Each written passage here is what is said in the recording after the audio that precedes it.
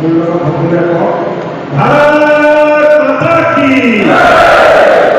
ভাৰত মাতা কি জয় বঙালী জয় বঙালী। আজি ভাৰতীয় জনতা পাৰ্টি আৰু UPPL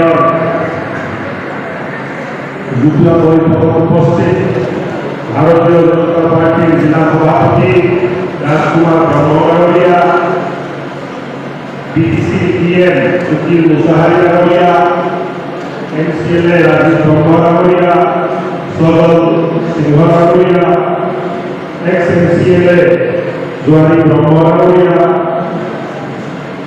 ভাৰতীয় জনতা পাৰ্টিৰ মণ্ডল সভাপতি ৰাজেন্দ্ৰ বসুমতাৰী ডাঙৰীয়া,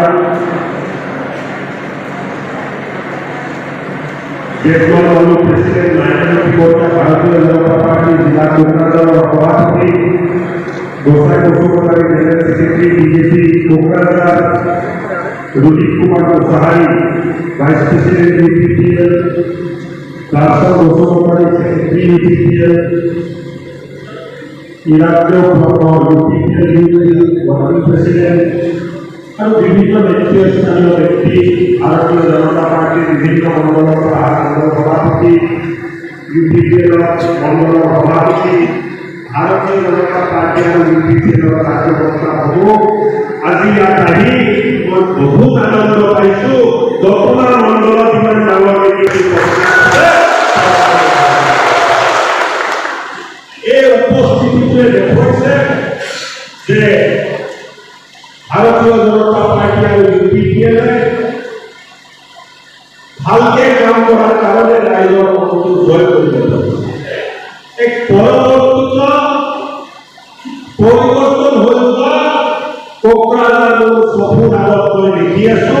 এটা সময় আছিলে যেতিয়া আমি কোকৰাঝাৰত আহিছিলো, ভয়ত থাকিছিলো, ক'ত গুলি চলিব, ক'ত কিডনেপিং হ'ব, ক'ত বোমা ফুটিব, মানুহ সূৰ্যাস্তৰ পিছত ঘৰৰ পৰা ওলোৱা নাছিলে।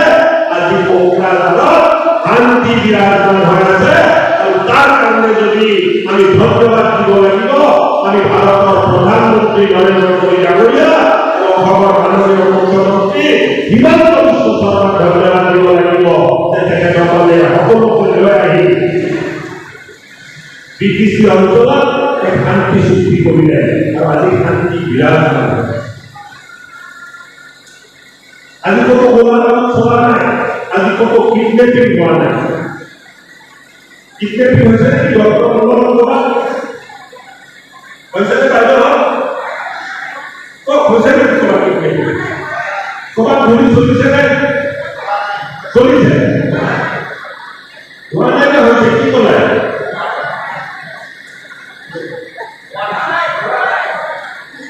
মইতো কোনো ভাষা ক'ব নোৱাৰিম, বুজি নাপাওঁ, অলপ অলপ ক'ব জানো। আপোনালোকে কোনো কথাটো বুজি পাইছেনে নাই? কাৰ ল'ৰা? দুখীয়া মা আৰু দেউতাৰ ল'ৰা, হাজিৰা কৰা মা দেউতাৰ ল'ৰা,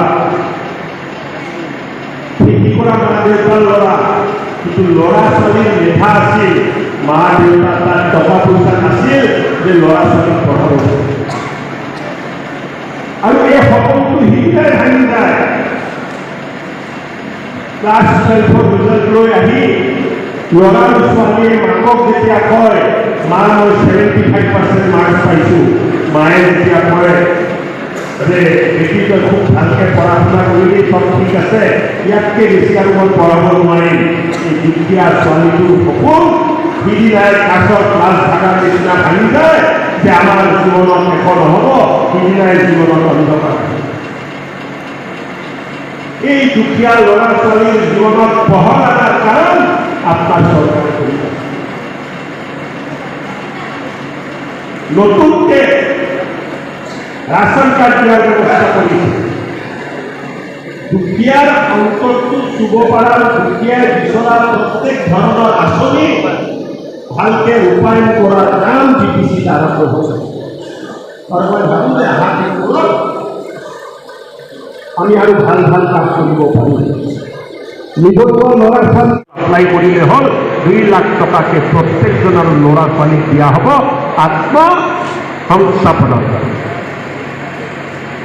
আগতে কেতিয়াবা মুকলি মিটিঙত এই স্কিমবোৰ আলোচনা হৈছিল নে?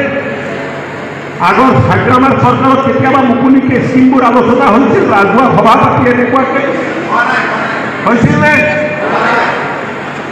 তাৰ অৰ্থটো হ'ল চৰকাৰ পৰিৱৰ্তন হোৱাৰ লগে লগে চিন্তাত পৰিৱৰ্তন হৈছে। মানুহে চৰকাৰ বদলি হ'লে একেদিনাই গোটেই ব্যৱস্থাটো বদলি হৈ নাযায়, কিন্তু যিজন ব্যক্তিয়ে নেতৃত্ব দি আছে তেওঁৰ চিন্তাৰ ঠিক থাকিব লাগিব, তেওঁৰ চিন্তাত থাকিব লাগিব যে দুখীয়াক মই সহায় কৰিম।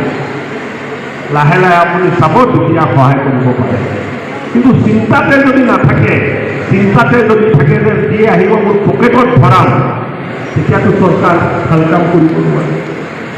আমাৰ চৰকাৰৰ চিন্তা হ'ল যে আমি দুখীয়াৰ কাষত থিয় হ'ম আৰু দুখীয়াৰ জীৱনত আমি পোহৰ আনিম।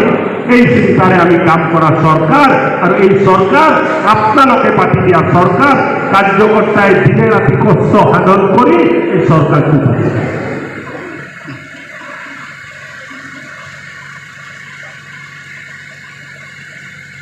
আজি মোৰ মনত আহিছে 2020 মাৰ্চৰ কথা, যেতিয়া লকডাউন লগোৱা হৈছিলে।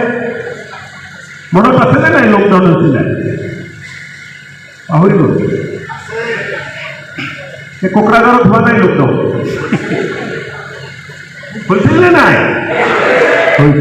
কিয় হৈছিলে লকডাউনটো?